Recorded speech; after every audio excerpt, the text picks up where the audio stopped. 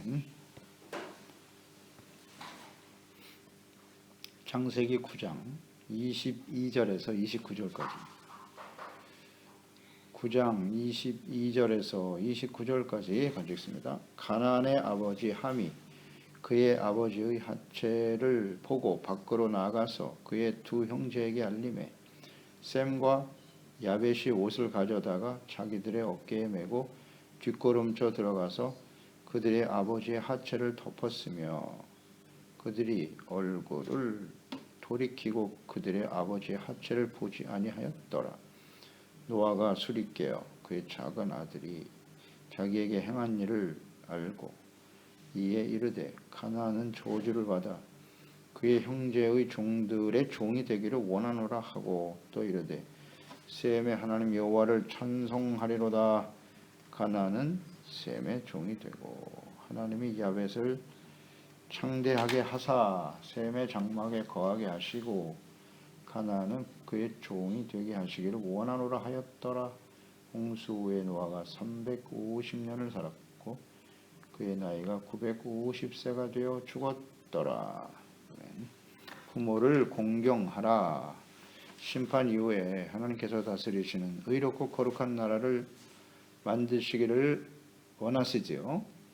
악한 사람들을 이 땅에서 싹 쓸어버리시고 경건하고 의롭고 겸손한 노아와 그의 아들을 통해서 새로운 시대를 여시고자 하는 세상을 만드시려고 하는 하나님의 마음, 이것을 우리는 항상 묵상해야 돼요.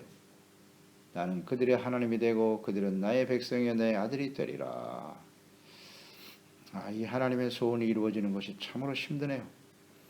노아와 그의 아들들이 하나님께 단을 쌓고 예배하며 시작하죠. 아주 좋았습니다.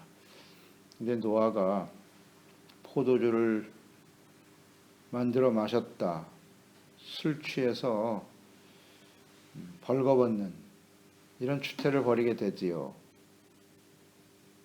술 취함으로 발생하는 그 폐해 결과에 대해서 하나님이 말씀하시기를 원하시는데요. 새로운 세상의 주역이 되어야 할 노아, 또 부모가 술 취함으로 시작되는 이런 폐해, 그 결과가 어떻게 나타나는가 하는 것이 이제 본문 말씀인데요.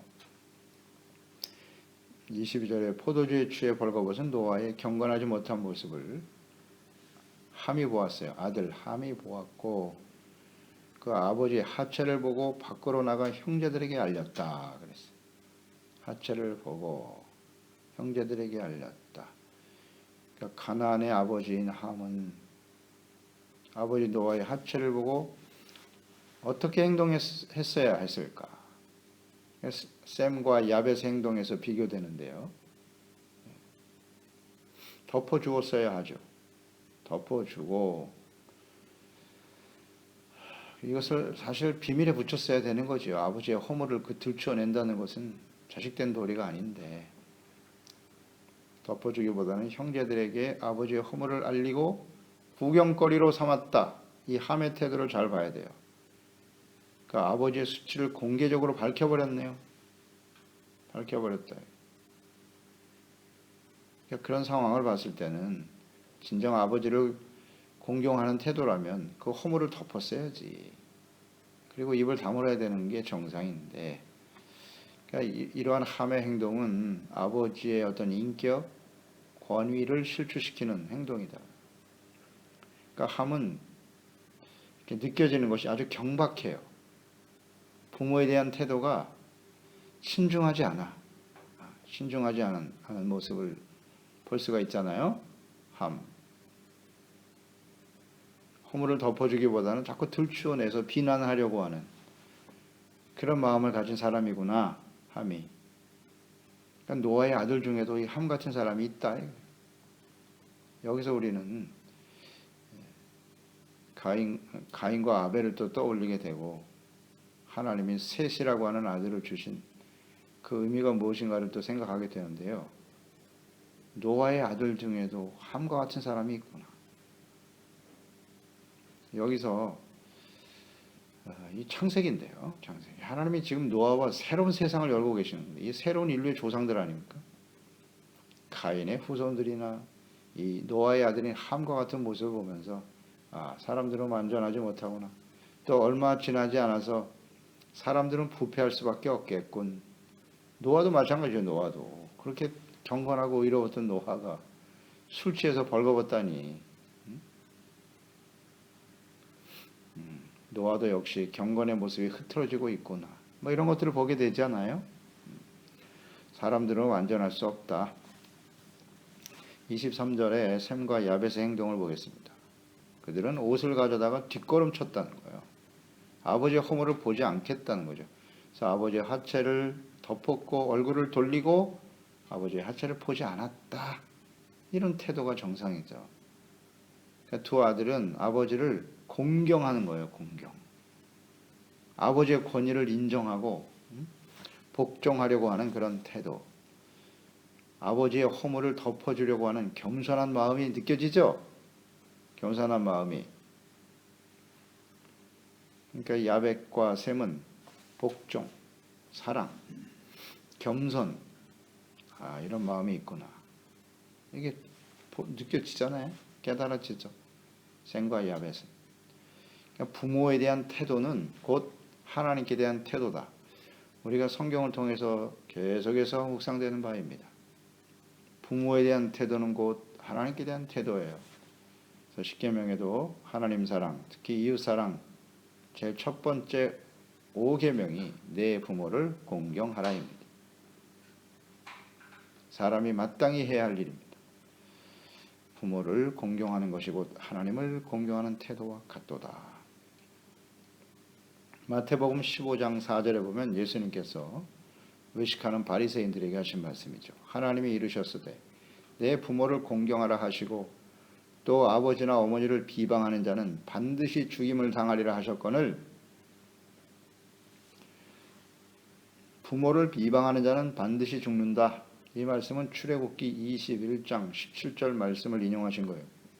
자기의 아버지나 어머니를 저주하는 자는 반드시 죽일지니라.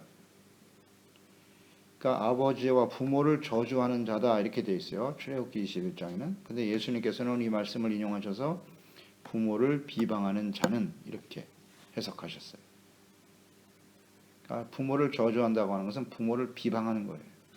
비방. 비난하는 것. 이런 사람은 반드시 죽는다 이렇게 되어 있어요. 그러니까 이 함의 태도를 보면 이 부모의 허물을 이렇게 들추어내서 비난하고 구경거리가 되게 하는 것. 이 하나님의 말씀에 근거하면 이건 죽어 마땅한 사람이구나. 이렇게 되잖아요. 매우 중요합니다. 부모에 대한 태도가 매우 중요해요. 이걸 잘 가르쳐야 돼요. 물론 부모가 본을 보여야 되겠습니다만은 본을 보여야 되죠. 육신의 부모 혹은 우리의 근본적인 하나님 아버지에 대한 우리의 태도가 우리 자녀들에게 그대로 내려가겠죠. 잘 배워야 돼. 가르쳐야 되고 부모에게 공경하는 태도. 공경하라. 이 공경하다라고 하는 사전적 의미를 찾아보면 몸가짐과 마음가짐을 조심스럽게 하여 받들어 모신다. 이게 공경이란 뜻이에요. 여기에 딱 맞는 말이죠. 우리가 부모를 공경한다고 하는 것은 몸가짐과 마음가짐을 조심스럽게 하는 거예요. 항상 부모 앞에서는. 그래서 받들어 모시는 거예요. 받들어 모시는 것. 이 공경이라고. 그러니까 부모에 대한 절대적인 권위를 인정해야 되거든. 근데 부모 앞에서 함부로 버릇없이 굴고 말이죠. 말을 함부로 하고. 이것은 교육이 잘못된 거예요. 교육이 잘못된 거야. 그거 옛날에나 그렇게 하지.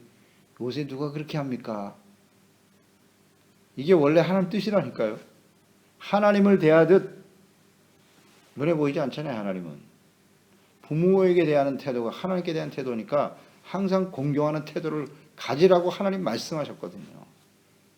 뭐 시대가 어떻고 문화가 어떻고 이런 게 중요한 게 아니고 하나님의 뜻은 몸가짐을 마음가짐을 조심스럽게 해야 돼. 부모 앞에서는. 이게 하나님 뜻인데 요새 아이들은 버릇이 없잖아요. 함부로 말하고 행동하고. 가르쳐야 돼요. 어려서부터. 그렇게 하는 거 아니라고. 아마 그 역할을 하는 것이 엄마들의 역할이 굉장히 클 텐데 뭐 아버지 너무 권위적인 부모를 만드는 거 아니냐. 권위와 사랑은 또 달라요. 부모가 자녀들에 대한 태도는 사랑이고 자식들이 부모에 대한 태도는 공경입니다. 복종하고 순종하는 거예요. 이게 하나님의 질서예요. 질서입니다. 부모가 자식을 사랑하지 않는 부모가 어디 있어요? 다 사랑하죠. 그러나 질서는 지켜야 된단 말이에요. 질서. 하나님이 에덴 동산에 선악과를 만드신 것처럼 그건 질서거든요. 피조물인 사람과 창조되신 하나님과의 질서예요. 질서 지켜야지. 근데 이런 건 좋은 올바른 하나님의 가르침이니까 따라야 합니다. 그러니까 이 함의 모습 이것은 아버지를 공경하는 태도가 전혀 아니죠.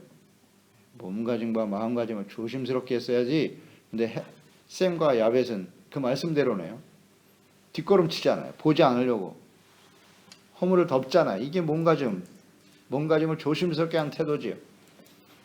그래서 딱 보니까 말씀 묵상하면서 셈과 야벳은 부모님을 공경하는구나. 그러니까 복을 받죠. 이게 굉장히 중요합니다. 이 노아의 실수에 대한 세 아들의 태도가 어떠하느냐에 따라서 그의 후손이 결정이 돼버려. 후손이. 보세요. 이게 얼마나 중요한 태도인가. 그래서 아버지의 실수와 허물을 덮어주는 셈과 야벳의 행동은 부모를 공경하는 태도고 곧 하나님을 공경하는 태도고 더 나아가서 이 덮어준다고 하는 것. 이것은 그리스도께서 죄인들의 허물과 죄악을 덮어주는 사랑과 긍휼 이런 것들이 또 묵상됩니다. 시편 32편 1절에 허물의 사함을 받고 자신의 죄가 가려진 자는 복이 있도다 그랬잖아요. 하나님이 우리의 죄를 덮어주시는 거죠. 그게 바로 의롭다함을 얻는다는 뜻이에요. 죄가 근본적으로 사라지는 게 아니에요. 우리 원래 죄인입니다. 끊임없이 우리의 심령 속에 정욕의 마그마가 들끓고 있잖아요. 아직도 존재하고 우리 화라산이라고 우리는 정욕이 들끓고 있어. 우리 심령 속에요. 어떤 계기만 되면 팍 치고 나옵니다. 그런데 하나님이 그 죄를 덮어주시는 거예요. 이렇게. 그게 의롭다함을 얻는다는 뜻이겠지요. 죄가 근본적으로 없어진 게 아니라고. 완전한 의인이 되었나 우리가? 아니요. 허물과 죄를 덮어주는 사랑 때문에 우리가 존재하는 거예요. 이걸 잊지 말아야 돼요. 그러니까 우리가 그런 은혜를 받았기 때문에 우리 타인에 대해서도 이렇게 허물을 덮어주는 게 사랑이라고 했잖아요. 사랑은 허물을 드러내는 게 아니라 덮어주는 거다. 부모에 대한 공경과 사랑은 셈과 야벳의 태도가 맞지요.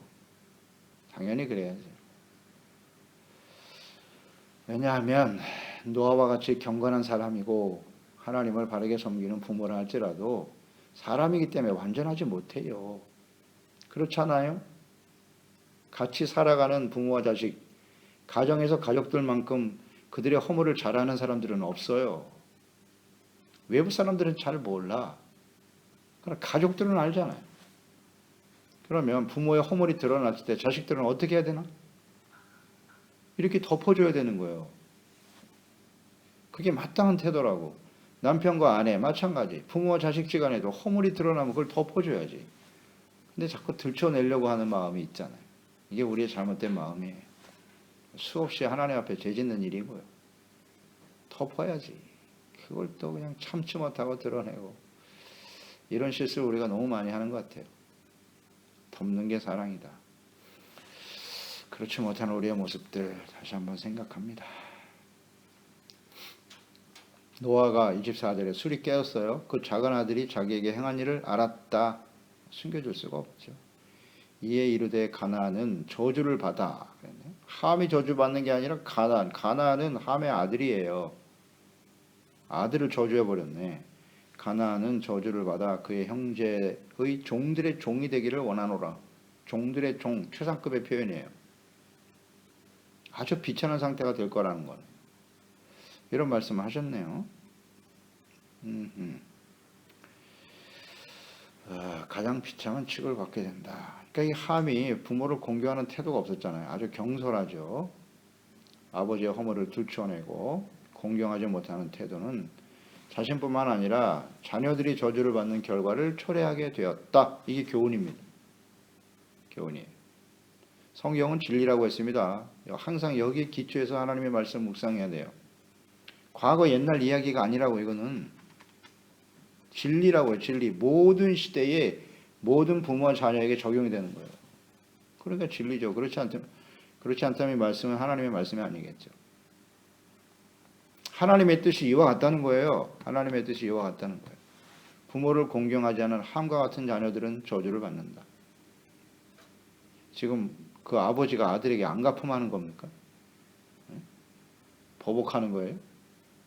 이건 하나님의 뜻이라니까요. 아니, 자식이 잘못되기를 바라는 사람이 어디 있어요? 부모 입장에서 하나님이 이와 같은 생각을 갖고 계시다는 거라. 이렇게 묵상을 해야 되지요. 안 그렇다고요? 한번 쭉 생각해 보세요. 우리 개인의 인생 속에도 그렇고, 우리 주변의 사람들의 모습을 봐도 그렇고, 역사를 봐도 그렇고, 부모를 이렇게 무시하고 멸시하는 사람이 잘 됩니까? 절대 그럴 수 없음. 하나님이 살아계시는 한은 잘 먹고 잘 사는 게 복이 아니에요. 그런 사람이 행복할 것 같아요? 부모를 저주하고 멸시하는 자가? 절대 행복이 없어요. 이건 진리예요, 진리.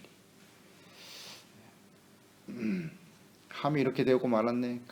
그래서 가나안은 어떻게 됐어요? 가나안의 후손들, 가나안 족속들은 하나님께서 주신 약속의 땅, 가나안 땅이잖아요. 가나안 땅. 우상 숭배하며 악을 행하며 살다가 여호수아에 의해서 다 멸절당했어요.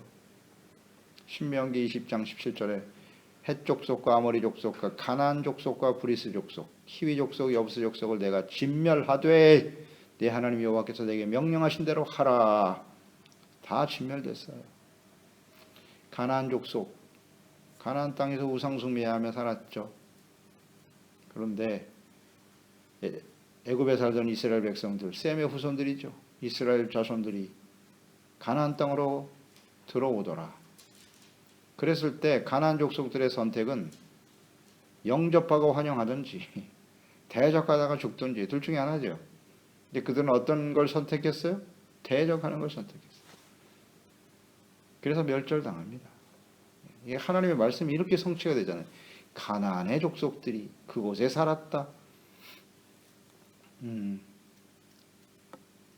그러니까 그런 상태에서 멸절당하는 상태에서 기생라합 같은 사람도 있잖아요. 기생라합, 상천하지의 하나님이다. 정탐꾼들을 숨겨주고 다 구원받았잖아요. 그 가족들이 다. 이런 선택을 했어야 되는 거죠. 그러니까 하나님을 공경하지 못하는, 부모를 공경하지 못하는 이 태도가 그 자녀들에게 어떤 영향을 미치는가를 우리는 성경을 통해서 교훈을 얻어야 돼요. 그들은 셈의 후손인 이스라엘 백성들의 종이 되어 살아가게 되었죠. 종이 되었습니다. 멸절당했거나. 셈에 대해서는 하나님 여호와를 찬송하리로다 이런 말씀을 하셨네요. 셈. 여기 찬송하다라고 하는 말은 히브리의 바라크예요. 바라크가 사람들에게 적용이 되면 축복을 받는다, 복을 받는다는 뜻이 돼요. 복을 받는다. 신명기 28장에 보면 복을 받는 장면, 복에 대해서 말씀하시잖아요. 6절에 내가 들어와도 복을 받고 나가도 복을 받을 것이다. 이 복이 바라크거든요. 그러니까 셈이 하나님의 복을 받는다는 거예요. 그러니까 이 셈에 받는 복은 영적인 축복에 기인해요. 언제나 하나님의 말씀을 순종하고 의롭고 하나님과 바른 관계 속에서 살아가면서 누리는 복, 그러니까 영과 육의 땅의 기름, 하늘의 신령한 복과 땅의 기름진 복을 함께 받는다는 뜻이에요. 이 찬송한다는 것이요. 야벳에게는 셈의 장막에 거하게 될 것이고 창대하게 될 것이다. 야벳은 그 말 자체가 의미가 창대하다라는 뜻이에요. 창대하다. 확장이라는 뜻이거든요. 그 셈의 후손, 셈의 장막에 거한다. 라는 말은 셈의 하나님 여호와를 찬송하리로다 그랬고, 그러니까 하늘에 속한 셈이 하늘에 속한 신령한 복을 셈과 함께 누리게 될 것이다. 이런 축복이에요. 하나님을 경외하고 주님을 섬기는 복, 이 복을 누리게 된다는 거죠. 그래서 셈의 후손들은 이제 아브라함으로 이어지면서 이스라엘 근동 지방의 대부분이 다 셈의 후손들이고요. 그다음에 야벳의 후손들은 주로 유럽 사람들이다 이렇게 보죠. 유럽. 창대하게 됐죠. 굉장히 힘이 강하고 그러나 셈의 장마에 거한다. 이 유럽에 복음이 전파되잖아요. 사도 바울을 통해서. 이게 바울을 통해서 구체화되는 거예요. 그래서 셈의 장마에 거한다. 작은 이스라엘에서 시작된 복음이 유럽 전체에 퍼지면서 유럽은 다 십자가잖아요. 십자가. 구속의 은혜를 받았잖아요. 그게 변질되긴 했으나 이 말씀이 그대로 이루어지죠? 이루어지죠. 복음이 전파되는 거예요. 그래서 구원의 은혜를 받게 되었다. 그러니까 이스라엘이 작고 예루살렘이 작은 곳에서 셈의 후손들이 아주 작은 나라에서 시작됐지만 이 복음이 이 장막에 거한다. 예수를 믿고 구원받는 하나님의 역사가 이루어질 것이다. 이런 뜻이에요. 야, 말씀대로 되는구나. 말씀대로 되는구나. 이게 진리예요. 이게 지금 이 세 아들이 새로운 인류의 조상이잖아요. 조상. 그렇게 흘러가는 거예요. 하늘의 신령한 축복에 대해서 말씀하시는 거예요. 그러니까 이 전체적으로 묵상을 해보면 노아가 경건한 사람이었는데 경건한 사람이 흐트러졌죠. 한순간. 술취함은 육에 속한 것이라고 우리가 분명히 묵상됐어요. 육체의 정욕이라고 로마서 13장 13절 14절에서 묵상했죠. 그건 어둠의 일이고 육체의 정욕을 추구하는 것이다. 술취함, 방탕. 이 한순간의 술취함과 방탕이 육의 일이란 말이에요. 이게. 경건의 삶이 흐트러졌다는 거지. 노아가 이런 실수를 하지 않았다면 함이 이런 저주를 받았을까? 하는 것도 묵상하게 되고요. 노아 부모로서의 본을 보이지 못하는 태도, 이것이 자녀들에게 어떤 영향을 미치는가도 묵상이 되고요. 또 부모에 대해서, 부모는 완전할 수 없어요. 사실 사람이 완전할 수는 없거든요. 그러니까 그 부모에 대한 태도, 자녀들의 태도는 어떠해야 할 것인가, 이것 또한 우리가 동시에 묵상되는 바예요. 부모가 실수할 수 있죠. 잘못할 수 있습니다. 그럴 때 우리는 자녀로서 어떤 태도를 가져야 하는가?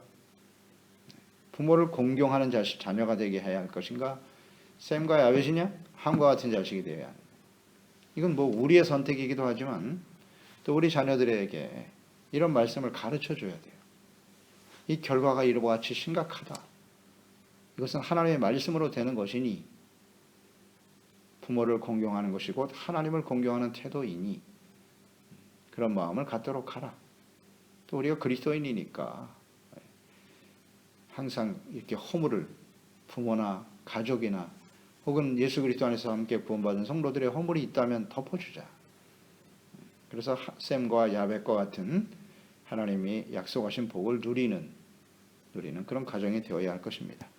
기도하겠습니다. 하나님 아버지, 오늘도 주의 말씀을 통해서 경건했던 노아도 한순간 경건의 모습이 흐트러지고 실수하는 모습을 보면서 그렇지, 사람은 다 완전할 수 없다.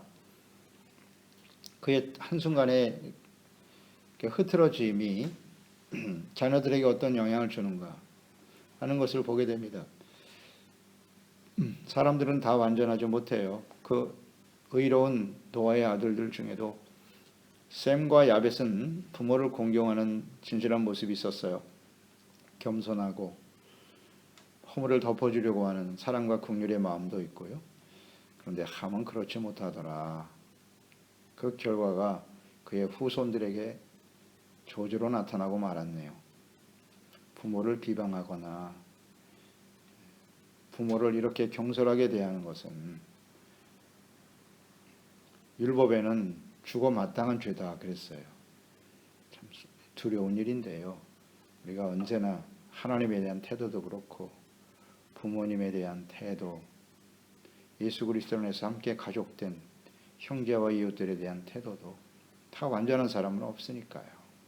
그 허물을 덮어주고 용서해주고 용납해주는 또 그런 모습을 통해서 오히려 자기 자신을 살펴보는 이런 지혜로운 가족들이 되게 하시고 우리 지체들이 되게 하셔서 생과 야벳이 받은 하나님의 축복, 신령한 복과 땅에 기름진 복을 누리며 모든 사람들이 그 안에서 함께 복을 받게 하는 은혜가 우리 가운데 있게 하소서.